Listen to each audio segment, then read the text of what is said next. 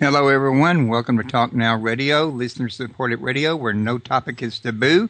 And we're brought to you by Revolution Radio, also listener-supported radio, where information never sleeps. Now, I'm looking over here at the donation meter. I see we've already gotten up to $13.20 out of a goal of $24.50, it looks like. So we're doing pretty good here. We're not quite halfway into the month, so just want to remind you, folks, it's those donations and the clicking on the ads and the interaction with the site that keeps us on the air and keeps us growing it.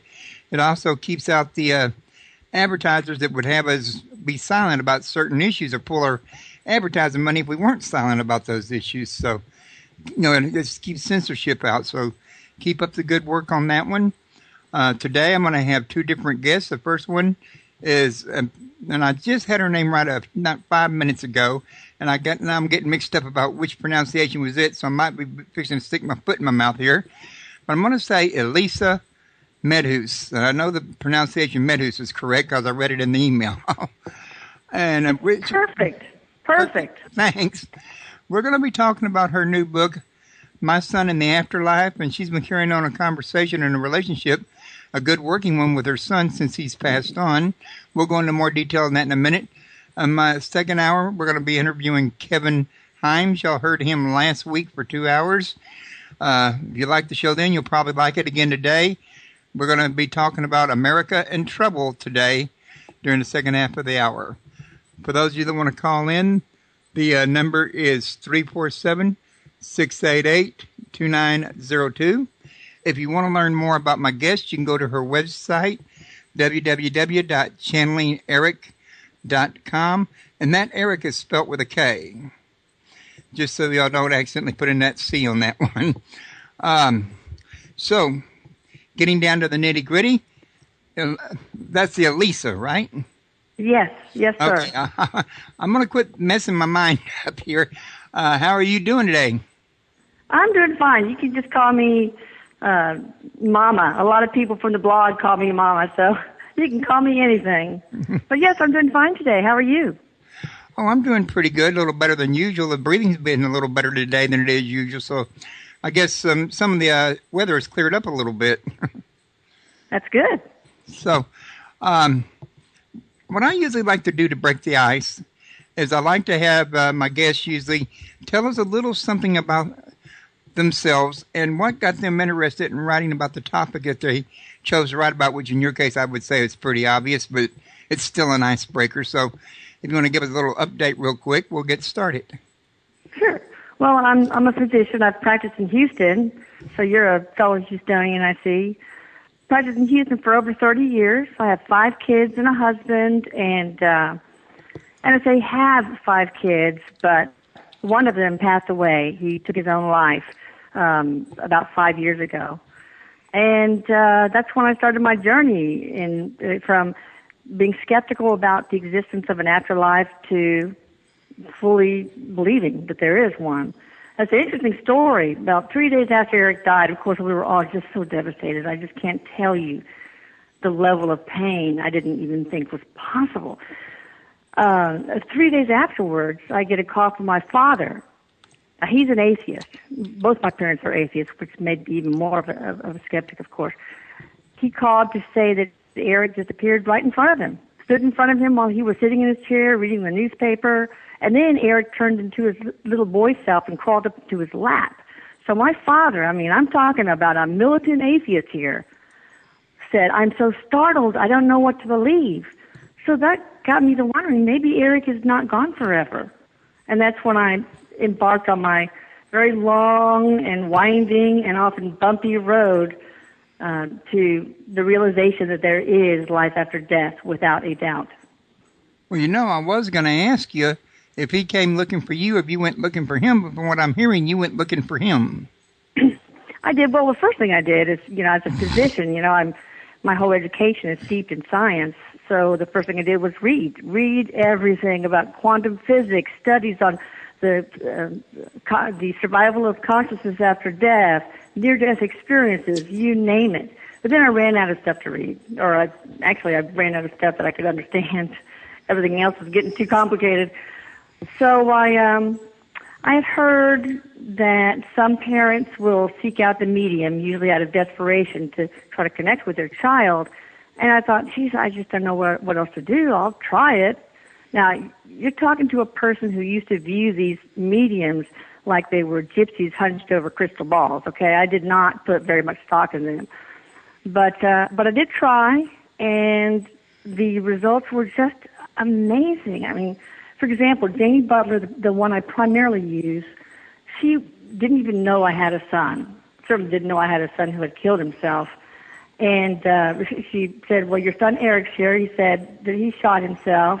And she was able to describe exactly where he was, that he was sitting down, that he used a gun, what kind of gun it was, the exact description of his clothes, the clothes he was wearing at the time, and even his personality. You know, he tends to use a lot of sailor talk. And that was a little hard for her to translate for us, but and she included that too.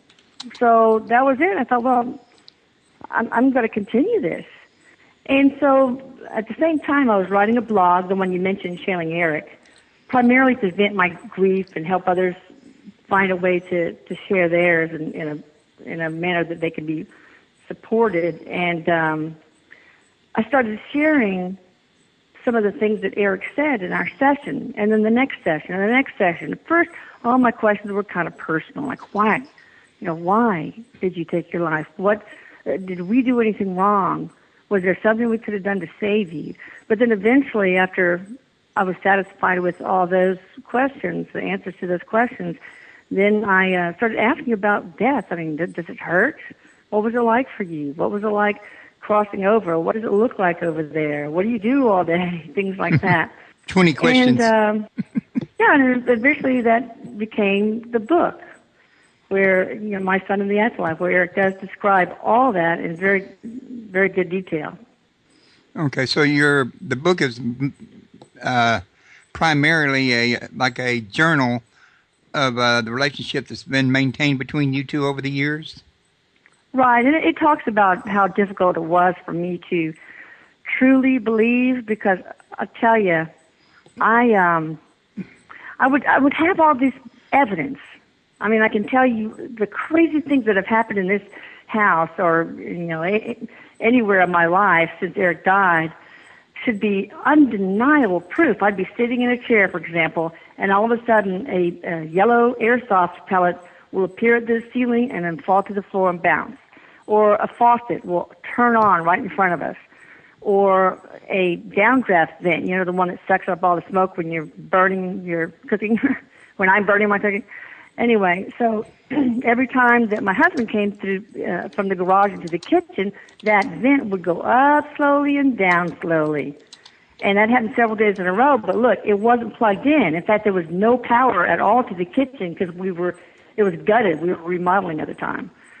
But still, you know, I don't know, doubts would creep in. And then one day, I guess a few months after he died, I went to bed, I laid down, and before my head could even hit the pillow, there I saw Eric jumping from one foot of the bed to the next, back and forth like a little Easter bunny. And I thought, oh, this can't be real. Yeah, it's amazing. And I followed him with my eyes. Then suddenly Eric turned to me, and he looked startled, and he said, "Mom, you see me." So he runs into my arms, and I hug him, and I tell you, he just felt completely solid to me. But then I'm convinced Eric is alive. Okay? And then a few weeks later, I'd start to doubt, well, maybe I'm just going crazy, blah, blah, blah. And so I hung out at 90%, yeah, this is real, and couldn't go beyond that. And I think it was because I was afraid. I mean, what if I did totally believe it? And then I found out it was some, silliness. Then what? I mean, then it'd be like losing him all over again. I just couldn't go there. I couldn't experience that kind of loss again. So I really dug in my heels until one day a blog member contacted me and said she had heard a voice on one of our recorded sessions, because I put them on a YouTube channel too. And I said, well, that can't be, because, it's just Jamie and me. That's it. So anyway, of course, I listened to it, to the timestamp that she told me to begin at. And yeah, there were voices, and one of them was Eric's. I mean, a mom knows the sound of their own kid's voice. It's Wow. absolutely characteristic of Eric. The way he said breakfast instead of breakfast. He has a little verbal tick that appeared on that recording as well. I could hear him pacing. The kid could pace. He would pace constantly. So I was intrigued, and I got a sound engineer to analyze it. And he agreed these are not human voices at all because, for one, they didn't leave a voice print. And that's impossible if you're using vocal cords. It's just not going to happen. So that was it. Then I'm at 100%, never to go back again. And since then, we've just had more and more proof. In fact, I bet you if you listen to the recording of this radio show, he might actually leave his voice. Because several times, there have been several radio interviews in which he's done that. For example, one lady, a host, called me and said, Elisa, look, I hear somebody shouting in the recording, and it wasn't live. Didn't occur live. And sure enough, there was Eric shouting out "minions," and then Jamie, the medium channeling him, repeated right away, he's calling them minions. So we'll see what happens. Yeah, I'm gonna be anxious to see what happens on that one. Kind of took me by surprise, but you do have an audio of this online somewhere people can go listen to it themselves. Yeah, if you go to my YouTube channel, I've got tons of YouTubes there that are really interesting, and a lot of them are, all the different what we call EVPs, electronic voice phenomena, spirits leaving their voices recorded. But the channel is Dr. Medhus, Dr. and then Medhus. So all of those are there, and it's just fascinating. And the sound engineer's clip is there too. That video is called Voices from the Dead. Well, my wife's back in the bedroom listening on her computer. She kind of likes this kind of subject. And 2 years ago at Christmas, she lost her mom and her dad in a car crash. Oh, gosh. And I'm so sorry. Wanting me to tell you that she's been getting signs from her parents, the pennies from heaven. She's been finding pennies not one at a time, but two at a time, like to tell her they were together and thinking of her. How nice. That is so. Eric has done that too. In fact, I remember he left a dime for me in the side compartment of the passenger. I was riding with my daughter in her Honda, and I saw a dime there, and in the side panel where you can store things. So I tried to pick it up, and I picked it up, started to look at it, and it disappeared in thin air. Now that's kind of spooky. Oh, I know. There's been a lot of spookiness, and the interesting thing now is that Eric, we have over 30,000 blog members now. He will prank people all over the world, show up in front of them, or to do things that are really not very subtle, and they just love it. So you're getting feedback from the people. Yeah, in fact, it's been such a phenomenon that we have a button on the blog that says "Share Your Story," and they share their Eric pranks. I'm going to have to go check that out myself if I ever have an Eric prank. My wife might have one. Oh, you probably will now. Well, I apologize in advance if it's a horrible smell. That's one of his signature ones. Well, I was wanting to make sure I understood you correctly earlier. You were saying that both your parents are atheists and that you're a doctor, so you're naturally got a lot of training in science. But more specifically, I didn't hear you say, quote unquote, if you yourself were an atheist. No, I was never an atheist. I don't know why, but I really didn't think about it very much. I guess busy with a full-time practice, and I was taking care of my disabled sister and 5 kids. I just didn't really have too much time to contemplate much of anything. So you probably didn't really have a stand on God at all? Well, I would consider myself an agnostic. It's possible, but show me the proof. Well, I asked you that there because I was going to ask you this next. Basically, has this ongoing relationship with Eric and everything that's happened had an influence on your thoughts about God and your agnosticism? Well, yes, I know that there is a God now. I don't consider God somebody, and some guy with a beard on a throne, though. I consider it, and well, this is what Eric says. What God is it is all that is. Everything is energy. Everything, even our thoughts, our emotions, are energy. Matter is energy, and Einstein referred to matter as frozen light. In fact, so everything's energy, and we are part of that. We are whole and part of God. Interesting thing that Eric shares. He says that we are whole and part of God. Take a hologram. You know those old, I guess it was back in maybe the 70s, those old hologram necklaces where the pendant would have like a hologram of a skull? Yeah. You remember those? Vaguely. So if you say that's a picture of you and that is all there is, that is God, and then you break that on the ground, if you look at every little fragment, you'll see your entire image in each. So he describes God like a hologram, and we are whole and part of that hologram. Well, that's kind of interesting because even Jesus himself said that he was in the Father and the Father was in him, which kind of alludes to the same thing Eric and Einstein are saying. Oh, interesting. Yeah. I used to teach Sunday school. What can I say? That's true. So I have an understanding of the awesome. Bible. Yeah, I bet you do. Although I don't, I do go to church, but it's basically to, A, spend some time with my wife, and B, to get away out of my son's way and not cramp his lifestyle, because with my emphysema, I'm supposed to have somebody watching me 24/7, and if she goes to church, he's stuck watching me. And I don't want to do that to him, so I'll go to church with her so he can get out. Oh, you're such a good soul. So, that's nice. Having said that, I'm still a believer in God. My riff comes in with the religion itself. I don't think God has much to do with religion, in other words. Yes. And I think you have to seek God within your own heart, within your own psyche, your own consciousness, and have a one-on-one relationship with Him.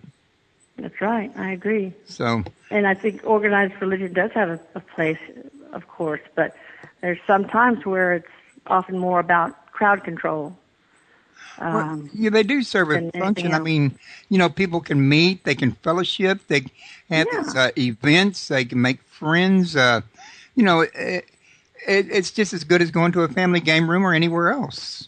That's right, and it's a great place to learn about morals, especially for young people. The only thing with the churches, like you say, some churches are, like, say, Westboro, which I would not recommend attendance to anybody at that church. I'm pretty sure you probably heard of them by now. Mm-hmm. If you haven't, you're the only person on the planet who hasn't. And then other churches are like Lazy Brook here in Houston, where everybody is nice, they're friendly, they welcome folks, and they treat folks the way they'd want to be treated, in other words. So it just kind of, got to go to each one individually and check them out and see what they're all about. Exactly. I agree. Now, me, I wouldn't want to relate to anything that wasn't of the golden rule. To me, that's what makes the whole entire world go around, is the golden rule. I'm with you. If you have that, you got peace. You don't have that, you don't have peace. That's right. That's right. So, that's the important thing for me, and that's what I try to teach my kids. But coming back to your son, can you share with us some of the things that you two have talked about that maybe ain't too personal? You mean about what heaven's like, etc.? He talked about so much, or what? Like heaven's like, so probably a good starting point. Yeah. He says that you can really create your own afterlife. Thought creates reality. That's something in physics. And if you believe heaven is going to look a certain way, it's going to look a certain way. In that same vein, thought creating reality, as a spirit, you can create anything you want by thinking. If you think of a park, that park appears. If you think of a skateboard, one's going to appear in your hand. So I thought that was interesting. And when he first died, he built himself, he manifested with his thoughts a home because he wanted something, he still had some humanness left, and he still missed Earth, missed his life as a human being here. And so he wanted something that made him more comfortable. But there you really don't need a house. You don't need anything. Well, and he talks about, no, it's okay. He talks about his role as a spirit guide. He guides a number of the blog members. He says the spirit guides are very common there. They're like taxi cab drivers in New York, in fact, he said. Gosh, he shares so much. The book just is full of all sorts of things. But heaven even has cities. And the cities are really interesting because these crystalline-looking buildings are actually made from the spirits themselves, just like cells in the body make up the body. But the spirit doesn't have to just be part of the crystalline structure. It also can be independent from it, because spirits, including Eric, can split themselves infinitely into an infinite number of selves. And that's how Eric is able to prank so many people at once, apparently. He can split off his mischievousness. So he can split off into several different Erics. That's right. That's right. I've often kind of thought about, is that what God's done, is split off into several different people, and we're him, I think so. I think you're right. I think that here's what Eric said. In other words, living life in this realm through us, experiencing through us. That's it. Eric would agree with you. As the collective, the whole, the God, we can understand concepts like love, but you need to have the contrast to get the experiential component. Like you have to, experience cold in order to really understand the concept of hot. So God, or us, fragments itself, himself, herself, into all these souls, again, of which we are a part and whole, to come to Earth and have these experiences that will give us that contrast. For example, and he says what we're really here to learn is to remember how to love, and that we are love. And so we need to learn about every facet of love, like forgiveness. In order to really understand the concept of forgiveness, you have to experience something like betrayal. So that's why life on Earth can sometimes be very difficult. It's there for a purpose, to contrast. Let's take a brownie analogy that he uses. Now, you can look at a picture in a cookbook of a brownie, and you can read the recipe and kind of get the concept of the brownie, right? Right. That's what God would understand. But you have to go down to the kitchen, mix up all the ingredients, get batter all over your hair and clothes like I probably would. Then you put them in a pan, you stick them in the oven, burn a few fingers. But then you take it out after it's finished, and you, of course, have to put chocolate icing on it. And you take a bite, and then that's when you really, truly know what a brownie is. Well, I think if it was me, that's pretty much the human experience. I would use a spaghetti analogy, where you eat the pasta by itself, then you eat the sauce by itself, and see if you don't appreciate mixing them together more. Oh, yeah, of course. That's right. It just seems naked without the other, Of course. There's a lot of foods that are that way. I mean, sandwiches without chips seem naked, if you ask me, in my opinion. That's right. As a matter of fact, I will not even eat a sandwich if I don't have chips unless the sandwich is on toasted bread. No naked food for you. No way. I cooked for 40 years, so I turned out a very picky eater. Oh, okay. You only like your own cooking, huh? Actually, I did when I used to do it, but I don't do it anymore. My wife's taking over the cooking now. Okay. Well, back to the topic at hand. Once again, if I ain't careful, I'll drift you way off in left field there. Now, I was thinking about Eric a minute ago, and some of the things you and him have talked about. I'm curious as to what... Oh, wait, before I forget it, there was another one I just forgot that I just now remembered. Does reincarnation play a role? I mean, obviously, he's staying on the other side and staying in communication with you, but can he reincarnate into this realm later on if he so chooses? Ooh, that's a really, really interesting question. And it's one that is really hard to wrap your mind around, but there is no time where he is. In fact, Einstein said there's no such thing as time, that linear time is just a human construct. we need it to, like, okay, I get up in the morning, then I eat breakfast, and I go to work, and I'm going to have, this is going to create this effect, the cause and effect kind of relationship, et cetera. We need those things. But there is no true time, so all of our lives, past, present, and future, are happening right now.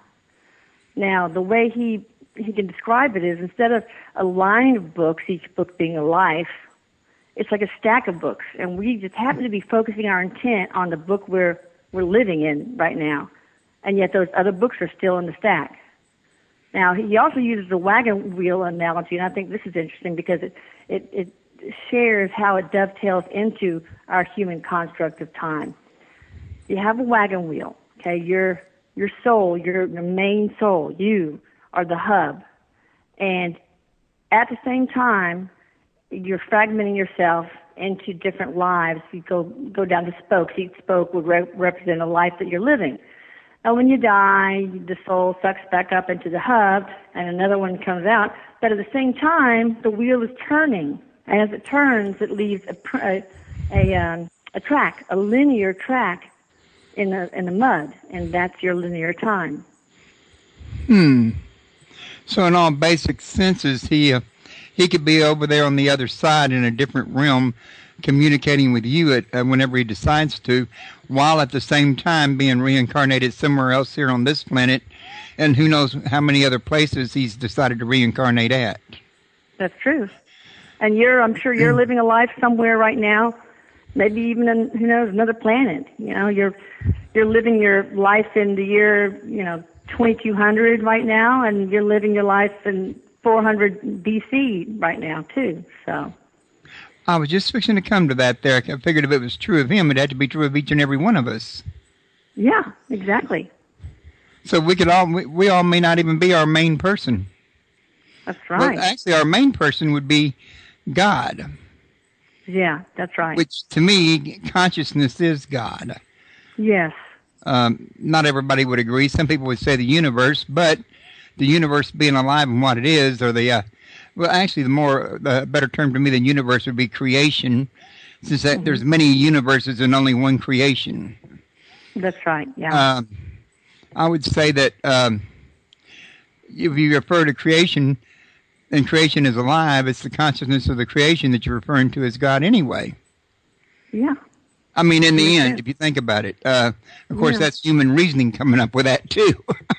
Of course. We have to use our human reasoning. That's the only tool we have available. We're stuck with it. Even for all its flaws, it still works.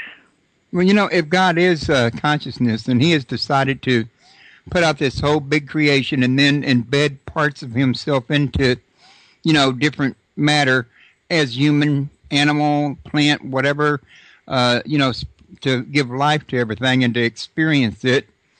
Mm-hmm. That's a pretty big deal, but it also, you have to ask yourself, how does he split his attention into billions and trillions of places at once like that and not lose track? Well, how are you paying attention to what you're doing right now, but yet you're still completely focused on your life in, I'm just guessing, 400 BC? You're just not aware of it, but you are. It, not aware you're doing it, which that's kind of a wicked thought in itself, isn't it? That's right. But Eric says when he splits himself, his attention is completely focused in every one of his selves, just as if, he was his unsplit self. Every one of the other Erics are just as whole, just complete, and just as fully aware as any of the others. So by this same logic, then, you could be your own best friend and your own worst enemy. You could be your own husband and your own wife. That's true. That's true. I mean, if everybody was really one person split into parts, and like I say, Jesus did say the Father was in him and he was in the Father. And he also indicated the same would be true of everybody that was, at the very least, walking in the Holy Spirit, in other words. Yes. Now, it might have meant, all creation, period, but walking in the Holy Spirit was the understanding I got. But then, too, what's been retranslated in the Bible and what has not, has there been a misunderstanding? Some things you can't really know for sure, in other words. Sure. So if it's not asking too painful a question, and I hope I'm not, and I asked this solely out of curiosity. You may not even want to say it on there, and if you don't, I understand. Hmm. But did you get to find out why Eric took his own life? Well, there was no specific thing that caused it, and I don't mind sharing anything. I mean, this is all for Eric, and I have laid myself out there into the world as being very vulnerable through most of it, and he just had severe bipolar disease, and very often bipolar disease is a terminal one. But he also had learning disabilities, so school was very difficult. He had motor tics and verbal tics that people would bully him and tease him because of that. He even was called stupid by one of his teachers. And, he just had a really rough life, and it didn't make any difference how much love we surrounded him with, and we did.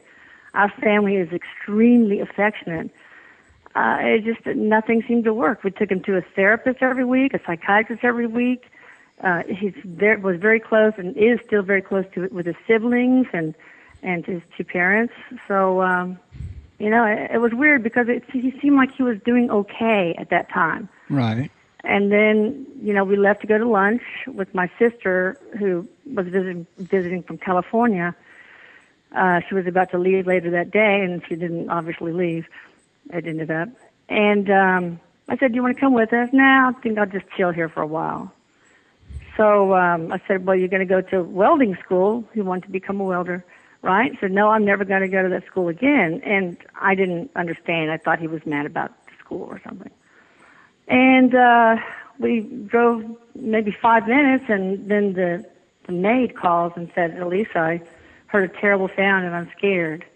And I just knew. I know we didn't have any guns in the house. And every once in a while I would look through Eric's room to look for any signs of something that he could use to hurt himself with. And I never did find anything. But apparently he had a friend buy him a gun because he loved target practice. And he used that. Then it was the mad screaming rush to come home, and the rest was just disastrous. And boy, I tell you, the next day I just couldn't understand why the earth could possibly dare to still spin on its axis, and why cars were still driving down the freeway. I didn't understand it.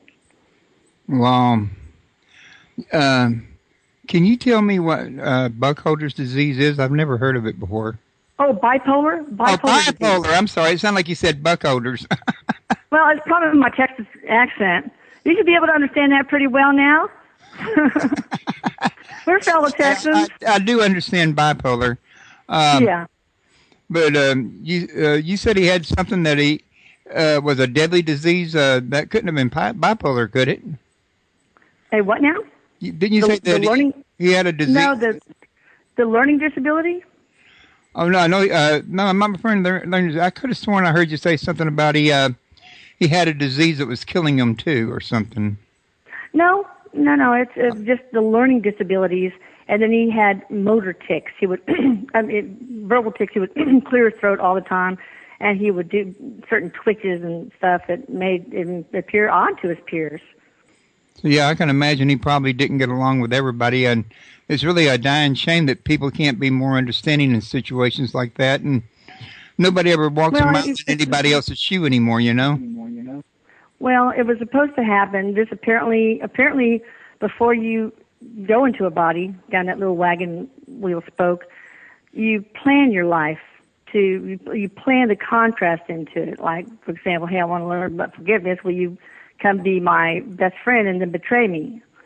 And he committed himself to a spiritual contract where he would come and suffer from the reasons I already explained, so that he could develop the listening skills, the compassion, and everything else that he would need to become a really good spirit guide. And he was so compassionate. I'll tell you a typical story of Eric. And he was always there for his friends. And it was not the reverse. The reverse is not true. But he would very often go to the local Starbucks in the neighborhood. I know you know which one I'm talking about in Echo Lane, the center. But he would go there because he was lonely, and he wanted to bum smokes too. And his doctor mama wasn't going to let him smoke. So he would sit there, and for some reason, so many times, a stranger would just gravitate toward him and sit with him, and then they start talking, and then eventually they would share their sad life stories and start crying, and Eric would just grab them in a big hug and say, "Look, dude, I'm going to take you home to my mom. She's going to make you a home-cooked meal." So the frozen lasagna goes back in the freezer, and I'm off to the market. But he was there for his friends all the time. But his friends, he would call them, and they would answer and then hang up. Or they would say, "Yeah, you can come over and chill with us," and then leave their house.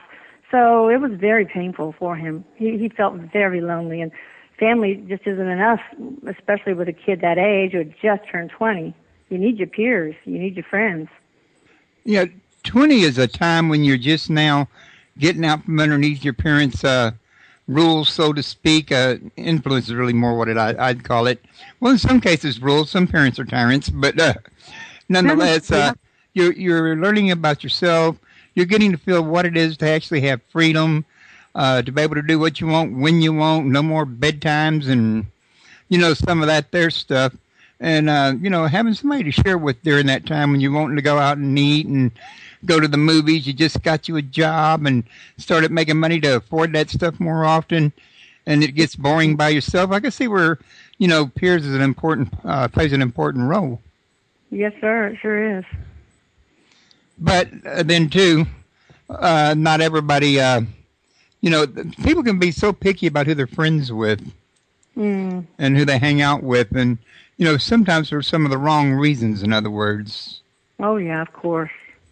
Now, my wife was saying in Skype just a few minutes ago that when she dreams about Mom and ask her what it's like, she said it's more beautiful than you ever dreamed of.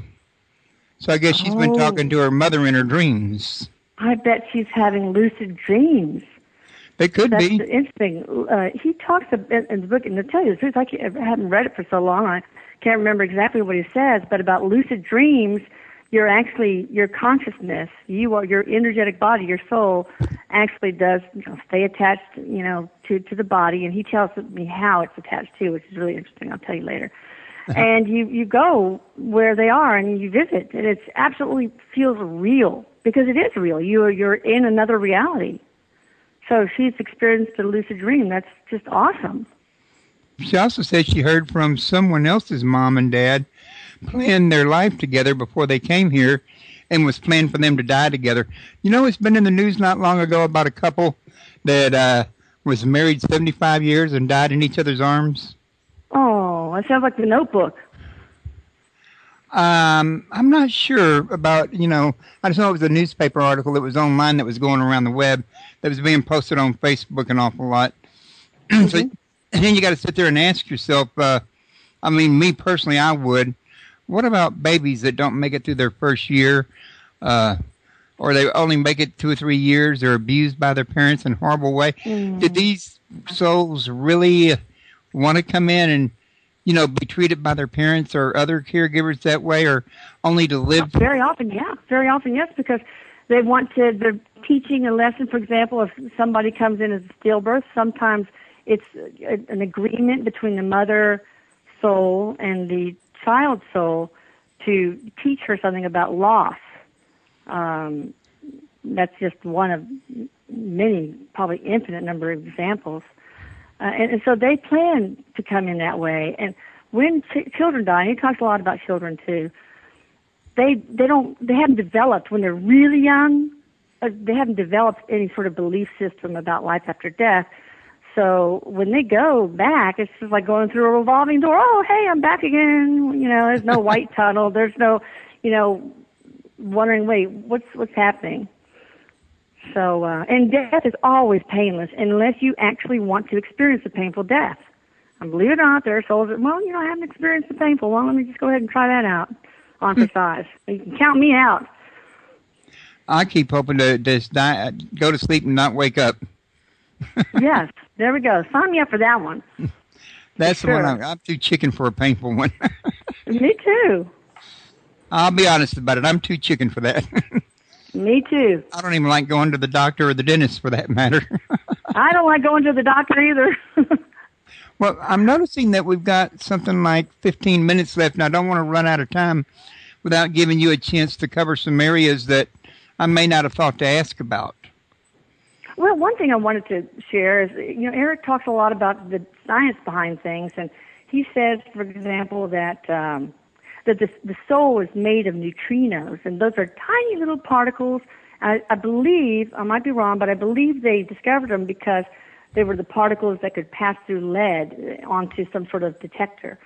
And they're particles when our soul is in our body, but when we die, they turn into waves, and those waves are carriers of information. And we are kind of like information, basically. We're a self-aware, sentient energy.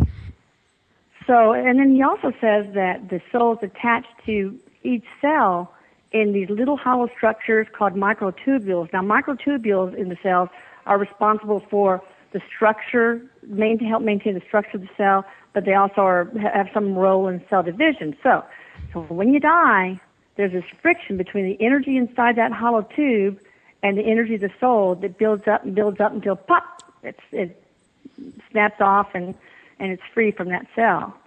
But there are some times where the soul has problems disconnecting from that, the hollow space, and the energy builds up and builds up and builds up and builds up, and it won't let go, and there's all this friction, and boof, the person dies of spontaneous human combustion. He said that's what's behind that. And it's interesting, he said, because very often spontaneous human combustion happens in people who have a hard time letting go of things. So it's common, for example, in hoarders. Not that it's common, but So people that like to hold on to life's pains and their grief, or does that also apply to people that like to hold on to material stuff? Yeah, I suppose so. Both, huh? So pack rats are in danger. Yeah, there we go. I'm getting rid of all my stuff. I don't think I really have very much to get rid of. I've never really held on to much of anything. When it wears out, I chunk it. Well, that's good. I feel like, hey, if I'm using 5 years, I'm not going to need it. So call got junk. Come on. No. So, and one of the other things that I do want to mention is how important it is to know just exactly what you've been saying all along, is that we're all part of this massive collective. We're part and whole of this beautiful, wonderful collective of, massive energy called God. And so when we treat another person badly, or when we, hurt an animal or what have you, then we're just hurting ourselves, because we are part of that very collective. The whole collective is hurt. So if people could just understand that lesson, I think the world would be a much better place. Oh, I think it would too, as far as that goes. But, I got to tell you, me personally, I like to use the water analogy when I describe God, like a big old ocean, and we're all just drops in his ocean that, can be distributed through the mist, the earth, and, how the ocean's moisture fills the air around us everywhere you go. I like that one. Now, I was going to also ask you about your other book. I noticed on your website you got more than one book. Yes, this one, well, it could be pre-ordered pretty much anywhere, but it's not going to be out until September 1st. And I'm really excited about this one because Eric is the author. It's completely channeled information. It's called My Life After Death, a Memoir from Heaven. And in that, he describes his entire experience from just before his death to the present moment in really just incredible detail. One of the things I thought was interesting was there's this portal where insects come from when they die, the insect spirits. And it's a very popular hangout for spirits. They love to sit around and watch these millions and billions of mosquitoes and other insects coming through, because they're like little sparklers. Spuck, spuck, spuck, spuck, just sparkles everywhere. And it's like a fireworks show every night. Interesting. So when's this book supposed to come out again? September 1st. September 1st. So that means you're going to... I should send you a copy of the PDF. You can read it right now, you and your wife, if you want. Sure, why not? I was going to say you can come back and talk about that book later on, further down the road. Okay, you got it. You're interested? Maybe say like in September when you say the last of September or the 1st of September? It's going to be September 1. September. Right there at Labor Day. There we go. That's it. All right. Well, we can do that. I think Elisa has my info. I'm not sure. I'm thinking of your. What was Published your by Eileen, yeah. Eileen. That's a. Oh man, my brain just farted. I forget. Hey, you're acting like me now. Maybe I'm rubbing off on you. That's what you call a true Texan. There we go. All right. Well, were there any last-minute thoughts that you wanted to share with us? Well, just to let people know that when you lose somebody you love, they're really not gone. They just don't have a body. And in fact, not only are they not gone, but they're happy and they're healthy, and they want you to continue a relationship with them. It doesn't have to stop after death. So, and there are ways, and in the blog, Eric does describe some of those ways, that you can continue to communicate with them. Well, my wife's sitting here talking about September 1st being our anniversary, and I'd better remember that day. Uh-oh. Happy anniversary in advance, then. She's also talking about having dreams of a baby she miscarried. When me and her first got married, she believed she miscarried a baby then right before she had her first son, Royce Jr. Mm-hmm. So, maybe she's having dreams about that baby. Who knows? Could be with that baby, sure. No, so she's continuing her relationship with people that she, quote unquote, has lost, but really there's no such thing as loss. We're eternal beings. We're not going anywhere. Why do you think some people are able to maintain these relationships and others are not? Well, everybody is able to. There's no reason why they shouldn't. Now, sometimes it's hard for spirits to connect with certain people. For example, I was one of the last ones in the family to get any kind of visit or any confirmation from Eric, but I was grieving the most. I was really in really bad shape. And again, everything's energy, including us. Well, when you're grieving, well, let me back up and say that there's this big spectrum called the electromagnetic spectrum where all the frequencies of different energies are, radio waves, X-rays, ultraviolet rays, etc., most of which are, of course, invisible. And then we're in this little tiny part called the visible part of the electromagnetic spectrum. That's where our world is. So when we're grieving, though, our energy vibration, the frequency of our energy, goes so far down that it gets to the bottom of the visible range. Well, spirits are like radio waves. You can't see them, and because they vibrate at such a high frequency. So they have to lower their frequency in order to get into the visible range and in order to connect with us. Now, if we're all the way at the bottom, that's going to be very difficult for them to do. But this is why when we're depressed, we feel denser, And we use things like I'm depressed or I'm feeling down or I'm feeling low because we are so far down in the visible spectrum of energy. So we kind of put up our own roadblocks then. We do. And sometimes it just takes trying to remember some of the things that made you smile to raise the frequency of your energy. He also talks about playing the hand game. Now, I'll be real quick. I don't know how much time we have, but label one hand as the yes answer and one as the no answer. And then you ask a yes and no question of your loved one, and then you wait until you feel some sort of change in one hand, in one of those hands. It could be just a change in temperature, a sensation like somebody's blowing on your palm. You have to keep the hands separated. You don't want the energies of the energy centers in the palms to interfere with one another. And sometimes it takes a while for them to get going. Some spirits are better at it than others. And then you just say, hey, make it stronger until you finally get something. It could be a sensation of pressure, just any change. So that's just one of the many ways to connect. Do you have all these ways written down in the book, or you may be thinking about writing another book with all the ways in it, or? Well, I haven't thought about that, but that's all in the blog. All those are in the blog. And if somebody goes to the blog, I recommend you start from the very beginning because there's just so much information there that's valuable. And I just can't tell you how many people said that Eric has changed their lives.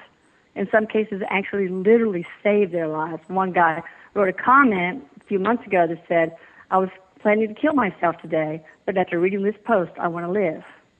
So to me, that's just like, so surreal and almost overwhelming. But, and you go to www.channelingeric.com and click on the blog link? Uh-huh. Now, I believe that And blog then you link, can if I use the remember search correctly, bar. is on the far right side. Pardon me? I said, if I remember correctly, I think that blog link was on the far right side. The blog Up at link? the top, yeah. The link to The link to your the blog. one that you share the stories with is on the right. The sidebar is all on the right hand side. But if you just put Channeling Eric with a K, the blog will appear and it'll tell you where to start, and the adventure begins.